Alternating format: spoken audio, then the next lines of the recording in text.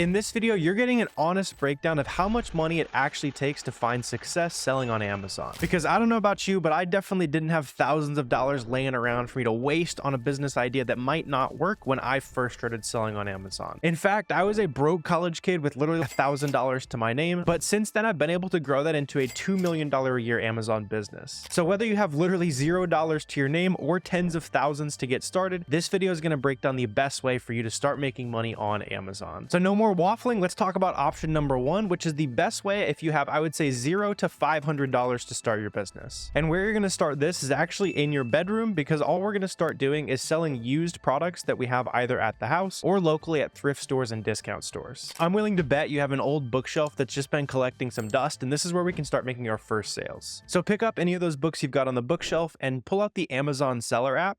Just go ahead and scan the barcode on the back of the book, and then we're going to see some data show up about the item. There's only two important numbers to look at. Number one is sales rank. This is important for any way you sell on Amazon. The closer it is to 1, the closer it is to the number 1 best-selling item in that category. So in this case, being the 5,000th best-selling book means it probably sells pretty well. And then the cheapest used copy of this book is about $21. After all the Amazon fees, it looks like we're going to make about $10.50. Make your first $100 or so based on books at home, and then if you still need to start building up capital to the slightly better business models we're going to break down, that's where you can just search up thrift stores in your local area. This is how I ran my Amazon business for the first year. I would say I stuck with it for a little bit too long. It can be tedious and hard to scale, but I was able to grow about $1,500 into $30,000 in net profit in 1 year just by driving around to thrift stores and being willing to put in hard work. So once you do build up a little bit of money, that's where I think option 2 is going to be a lot better, which is called retail arbitrage. Personally, I would start with retail arbitrage if you have $500 to $2,000 to start with. What we're going to do is relatively similar to going out to local thrift stores, except now we want to look at local stores like Marshall's, or another good one would be Ross, or even like clothing outlet stores. So if your city has a big outlet mall kind of thing, sometimes these outlet malls can also have some really cheap products that you just need to go out, scan, figure out what they're worth, and find some profit. In fact, so you can see how this works, let's go hit one of my local discount stores and find some profitable products together. Yes, I'm just checking out some of these down here, like brushes and all that kind of stuff. Could have some money in here. So sell them for 27. They sell 40 times a month. We got 1, 2, 3, 4, 5, 6 on the shelf as well. So 6 times 5 right there, that's $30 in profit. A little bit better than 2 hours at your job, right? And I also just checked out these bronzers right here. And when I scanned it, I realized it's a great example of something we want to avoid selling on Amazon, and I'll show you why, right? So I get asked a lot, who can we compete with, that kind of stuff. And on the charts feature down here, we can see that Amazon is pretty consistently on that item. You see that orange highlighting right there? That shows me that Amazon has been selling this item for quite a while. It's also not the fastest seller, so we definitely want to avoid products that look like this. Right here, we can also check the buy box analysis on SellerAmp, and this shows me over the last 90 days, Amazon's been hogging like 93% of the sales, so we probably don't want to compete on something like this. All right, so now that we're back from the store, I will also mention that we're going to talk about how to get ungated or approved to sell these big name brand products. I know that's a big concern for some new Amazon sellers. But so far, we've just looked at a couple options for selling on Amazon and involve actually driving out, going to find products. All that's fun. It can be a fun treasure hunt, but obviously you don't want to start a business long term that's going to involve you yourself having to do a bunch of work every day to make money. Because at the end of the day, being a business owner is about finding things that are scalable, things that you can hire other people to do for you, and just ways that are easier to spend money rather than $10 here, $100 here, maybe $500 here every now and then. And to do that, let's talk about option 3 for selling on Amazon. This is what I would do if you have $2,000 or more. Honestly, doing online arbitrage is the best way to start learning how to sell on Amazon. It just takes a little bit more startup capital because the inventory we find tends to have lower ROI than the retail arbitrage or obviously the used book inventory that we can find.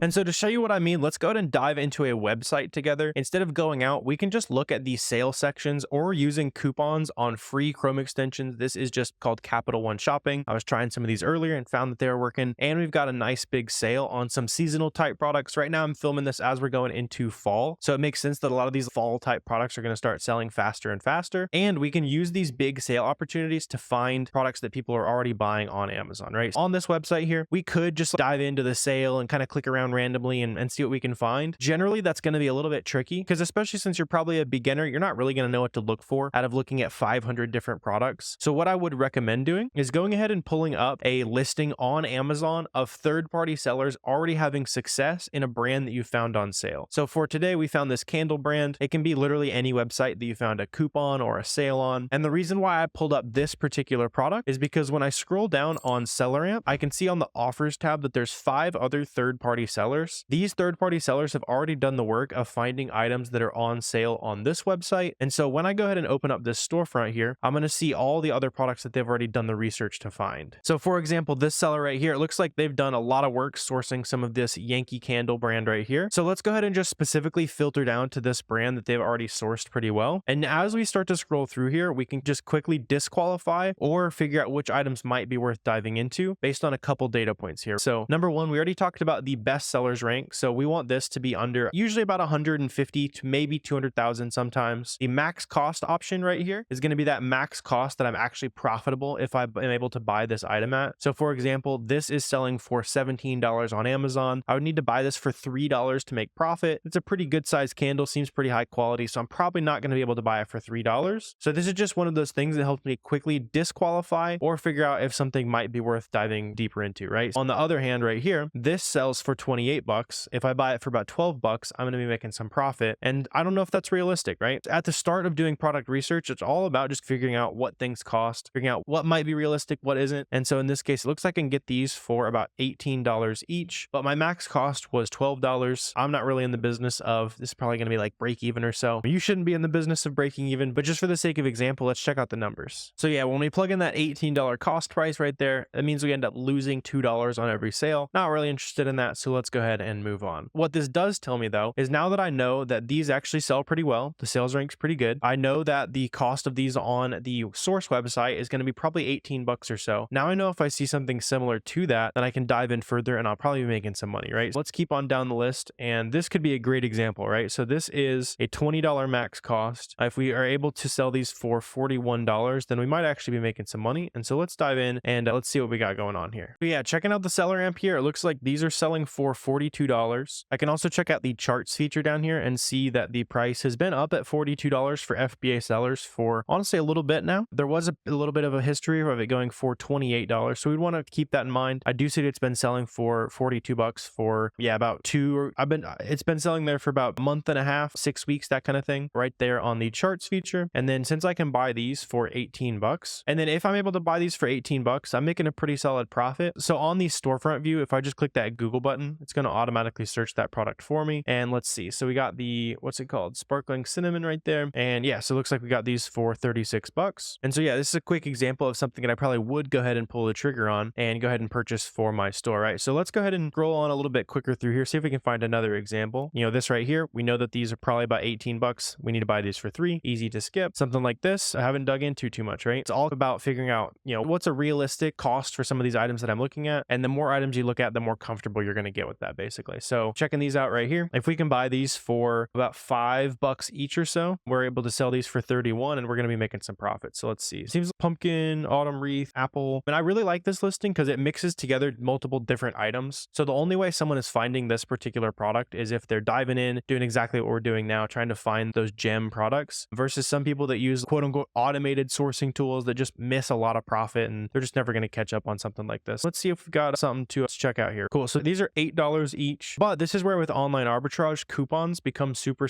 important. So let me just test this out here because I know this is $8 right now. The average Amazon seller is not going to go through the effort of figuring out like coupons and all that kind of stuff. And yeah, check it out. So we can see this coupon right here. This was showing up on our free Chrome extension up there. This is Capital One Shopping, right? So that coupon code right there went ahead and applied. And yeah, sweet. So we can see it applied right there. These are actually $4 a bottle. I would assume that it will apply to all these since it probably applied to one there. And so since we can get these for $4 a bottle, let's just do 4 times 3 different bottles of this. We're buying this for 12. The price on Amazon is $31. And so we're actually going to make $9 profit on each one of these here. This is a great seasonal product. As we get more and more into fall, it's going to start selling faster naturally. And it's already selling about 300 times per month. And we're not really even in the peak of fall season right now. So this would be another product that would go ahead and pull the trigger on here. So now that you know a few different ways to start finding profitable products depending on your startup budget, let's talk about some of the important things like figuring out if your goals are reasonable marketable, getting approved to sell these name brand products, and then obviously getting these shipped off to Amazon so we can start making sales, right? I do want to address the elephant in the room of like, how much money do I actually need to start all this stuff? And so that's where I want to start talking about how much we need to start spending on products. So this is just like a simple Google sheet that I've thrown together here, and I'm just going to run through a super quick example. So let's say so far this year, this is going to be pretty typical of online arbitrage. It's going to be a little bit better in your favor. The harder business model that you do, like books or retail arbitrage, take a little bit more time, but you also return your money faster. But take like an online arbitrage business to sell $20,000 in revenue, you've usually spent about $10,000 on that. Works out to about 50% of your revenue turning into that cost of goods sold. So let's say you have an awesome goal of doing $100,000 a month on Amazon. That was my big dream goal that I thought was impossible when I first started selling on Amazon. And I definitely didn't have the $50,000 a month that it would have taken, right? So if you see people out there saying, oh, you can sell $100,000 a month and you only have $2,000 in your bank account, unfortunately, that's just not true. But you can definitely snowball your money, right? So the more you sell, the more money you're going to have in your bank account. And then eventually you will have that $50,000. It helps you break it down into a daily spend goal. It's like $1,700 a day, right? It probably sounds insane right now. After several months, a year of building an Amazon business, it's going to sound a lot easier. And at some point, these are going to be bad months. If I only spent $50,000 this month, I would not be very happy with how we're doing. So that's just one of those things that you'll get used to, you'll grow into as an Amazon seller. But I don't want you to think that you can come in with $5 and immediately be $1 million Amazon seller, right? Because it does take money to make money in this business. So as we're finding these profitable products, let's just go ahead and take this candle product that we found here, and I'll show you how I would list 10 of these so we can sell them as fast as possible, right? So this is where the third software of the day comes, because in terms of the cost of starting an Amazon business, it's mostly going to be inventory. There are 3 softwares that you'll need. It's going to be SellerAmp, which is how we've been sourcing today. There's Keepa, which has all this data embedded on it, right? We've been using this a little bit as well. And then Boxum is going to manage the analytics side. It's going to show how much profit you're making, and it makes actually shipping products into Amazon super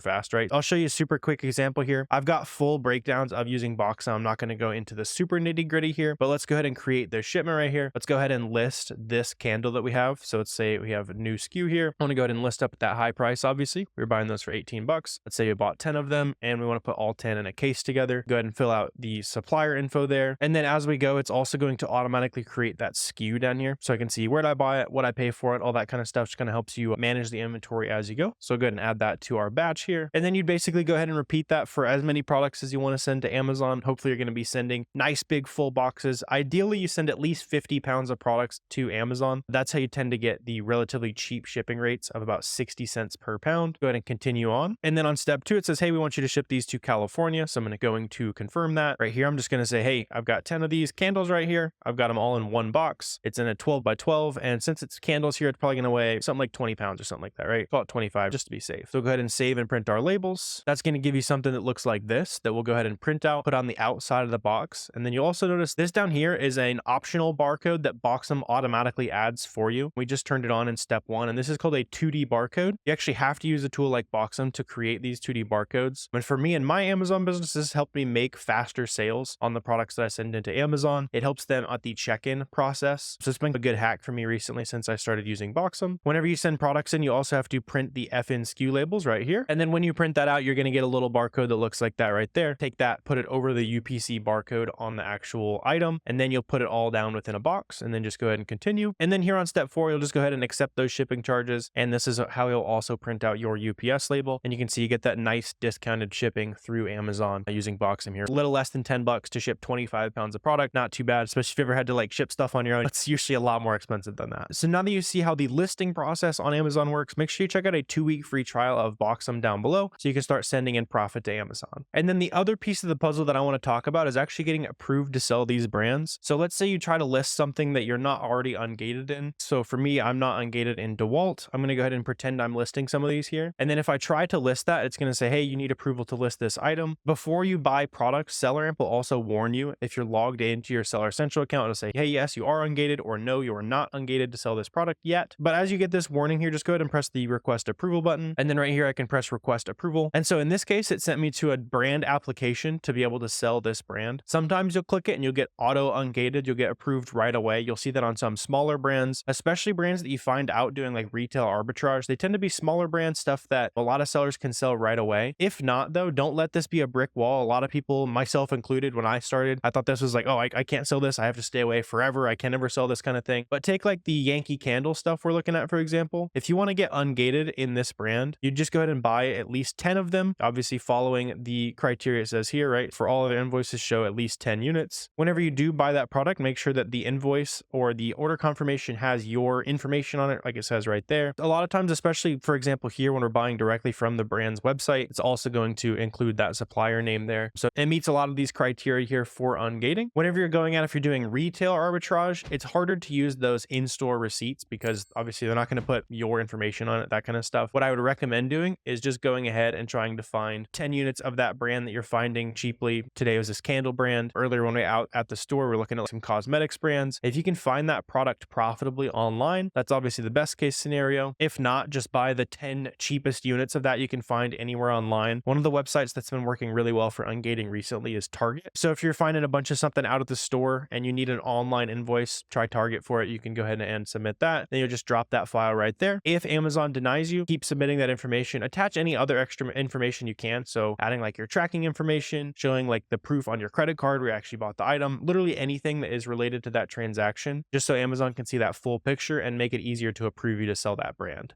And so now you know the true cost of starting Amazon and 3 different ways you can get after it. Hopefully you have no excuses but to go out there and start making some money now. If this was helpful and you want to help me out on my childhood dream of having that shiny 100K YouTube plaque, go ahead and hit that subscribe button down below. Also, if you guys have any questions or comments, feel free to drop those down below. Always happy to answer those as well. But I really appreciate you watching this video, and I will see you next time.